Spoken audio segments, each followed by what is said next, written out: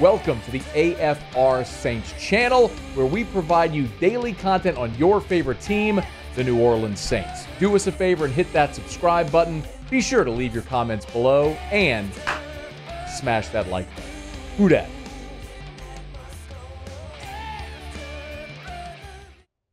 I'm not sure that I even have anything to add. I don't think I have anything new to contribute with the Saints. Seriously, I'm generally not at a loss for words. I sit here and I talk for 3 hours a day, every day. I've done that for more than a decade. I usually have a lot to say. You know what we're hearing today? Dennis Allen's not a head coach. Derek Carr, not a great quarterback. It's who he thought he was. Time to blow it up. Saints aren't going anywhere.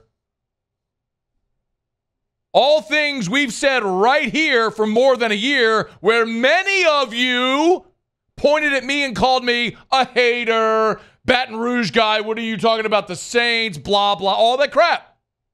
Never mind, I'm the moron sitting in my home every day, every Sunday, with a man of God headband on, pacing around the den, throwing things well, maybe not throwing things. Don't want to scare the kids. But you understand my point. You're all just coming to the realization at your own speed, which is fine. You're all saying the conversation that we've had here for a long time when you just peppered me because you were still wearing your black and gold sunglasses, which I get and I respect and I love. But you were just peppering me with your own insecurities, and now you're coming to the realization of what this is. Y'all want to talk about the game? We'll talk about the game. Let's talk about the game. Let's talk about the game. Your defense was completely outmanned in the first half. They got pushed around. You allowed nearly 100 rushing yards and a half. But you put on your big boy pants, came out in the second half, played really well, gave up 3 points the entire second half. Did a really good job of continuing to give the ball back to your defense, your offense, to give them a shot. Your offense moved the football. You outgained them 430 to 297. C.J. Stroud threw his first interception, and then Zach Bond promptly gave it right back to him because, he's Zach Bond, and he's never made a play in his entire NFL career, so he had no idea what to do with the football once he actually intercepted it. So you gave the ball right back to him. Talk about Blake Groupy, missed 2 field goals. I can sort of understand the 52-yarder, but still you're an NFL kicker. This guy was his NFC Special Teams Player of the Week a week ago because he was 2 for 2 at 50+, and he goes out and pushes one and then misses one from 29, which is completely and totally unforgivable. If you make those 2 field goals, then at the end of the game, you're in a position to make a field goal to win the game, similar to the position you were in Green Bay when he grabbed the throat. And the funny thing is, we're sitting here on Friday, and I did pick the Texans to win the game, but my hope was that the Saints were going to have an opportunity in a close game on the road for Blake Groupy to have redemption, to have a kick late in the game and an opportunity to win it for New Orleans, because Groupy had missed 1 kick up until Sunday, missed 1 kick all season. It was the kick in Green Bay. And it's the only one we remember because it was the one that mattered most. So I was hoping he would have an opportunity for redemption, and instead the opposite happened as he missed 2 field goals, which really cost you an opportunity. But that wasn't the story. You should have never been in that position. The story is you were 0 for 3 in the red zone, which is kind of even hard to do. You miss a chip shot field goal, and you go for it twice on 4th down, and you don't convert. One of them, you got 4th and 4, and you throw a freaking screen pass behind the line of scrimmage. This isn't 3rd and 4, Cat Daddy. It's 4th down. You've got to throw the ball to the sticks. What's so crazy is forever that everyone in the world knew, throw it to 13. Michael Thomas was just getting the ball. Just target Michael Thomas, big, strong dude, running the sticks, turn around, throwing the ball first down. Didn't even look at him. Ugh. Carl Granderson's a stud, by the way. That's good news. Maybe you could trade him. That'd be the only guy of any value right now.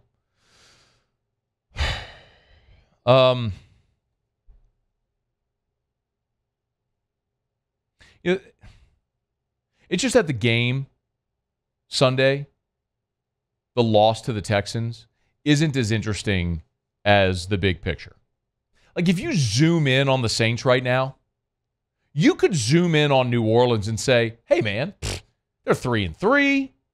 They're a half game out of first place. You were right there against Green Bay and against the Texans. Man, you're 3-3. You probably should be 5-1 with your only loss at home to Tampa. The problem is when you zoom out, you realize this is a franchise that's backsliding. Like, that's the reality. Yes, they're 3-3. They're a half game out of first place. But your 3 losses, you gagged away a 17-point fourth quarter lead on the road against Green Bay. You got utterly dominated by Baker Mayfield in your building. And you went on the road to Houston and you let a rookie head coach and a rookie quarterback hold you to 13 points and you lose 20-13. When you zoom out, you're backsliding. You have a bad head coach and a mediocre at best quarterback who, as we've talked about now since the day the Saints signed him, is beyond his best days as an NFL quarterback.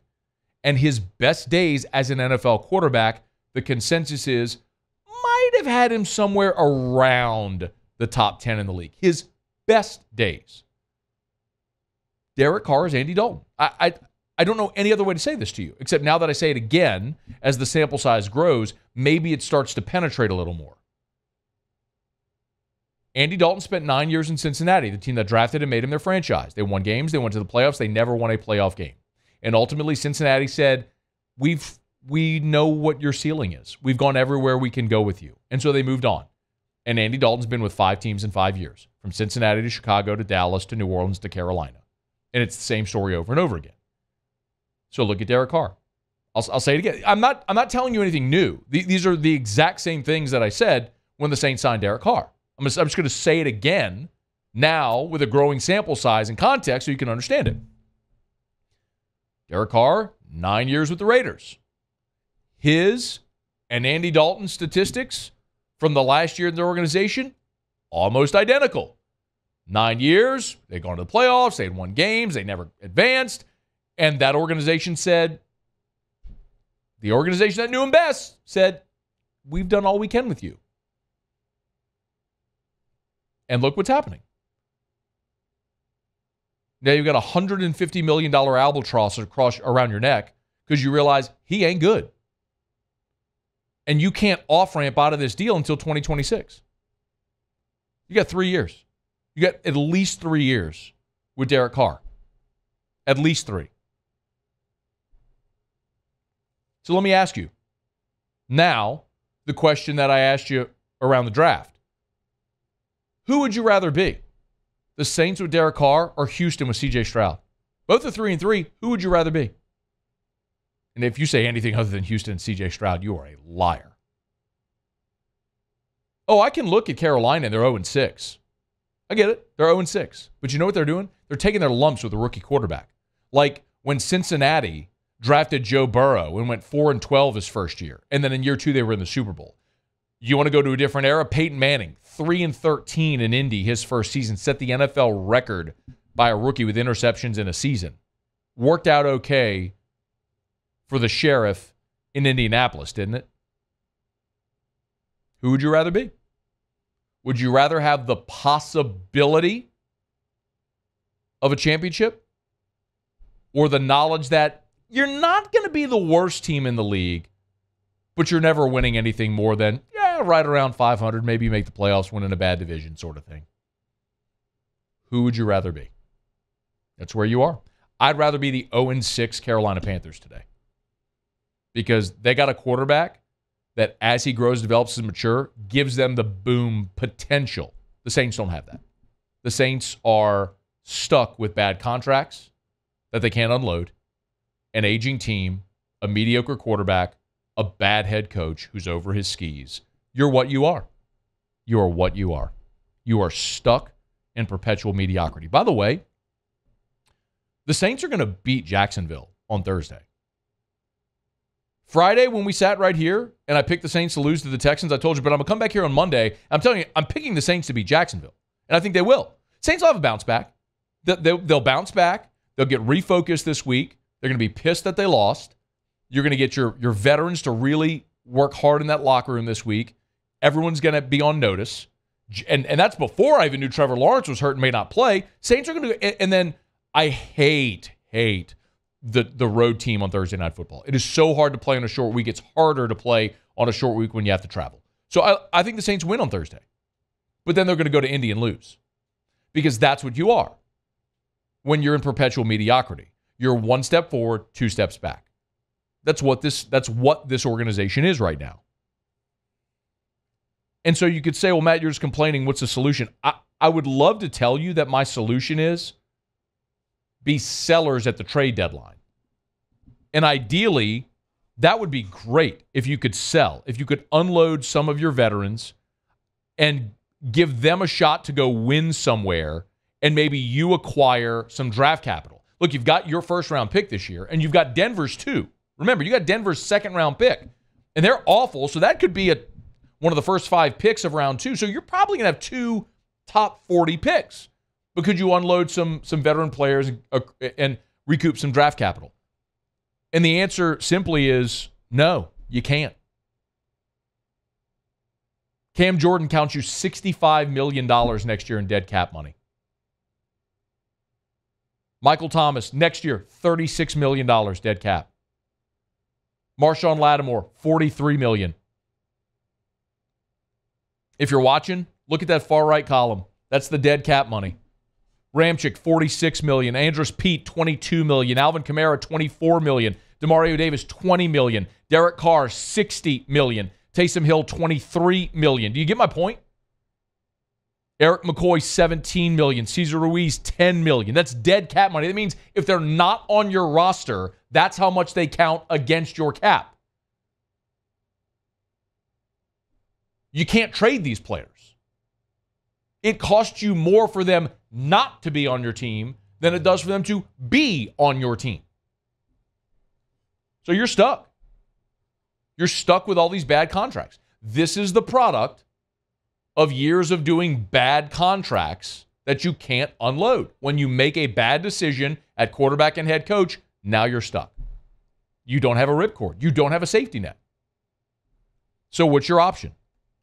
Your option is draft your franchise quarterback this year, let them sit next year behind Derek Carr, and then in 2025, start that player in year 2 and Derek Carr becomes your backup, and then in 26, you off-ramp off of Derek Carr. That's your option. But the Saints aren't going to do it. They're not going to do it. The Saints can, because as an organization, their ethos is, how do we get back to Peyton Breeze? They keep hanging on to it. Mickey Loomis, Pete Carmichael, Dennis Allen, all the ties to what was, instead of thinking, how do we look forward to what could be the next era of Saints football? They keep looking back to say, how do we get back to that? Well, there ain't no time machine. There ain't no time machine. And you have a lieutenant as a head coach, not a general. You've got an aging quarterback that at his best was never good, was never great. Let me say that. Was never elite as at his best, and he's not at his best anymore. And you have aging veteran players on bad contracts. You're stuck. You are stuck in the mud, and you will be for at least 3 more years. It's unfortunate. But anybody could have seen it coming. A lot of you just didn't want to. Hey, thanks so much for watching. Please leave your comments. I love to interact. And be sure to hit the red subscribe button below.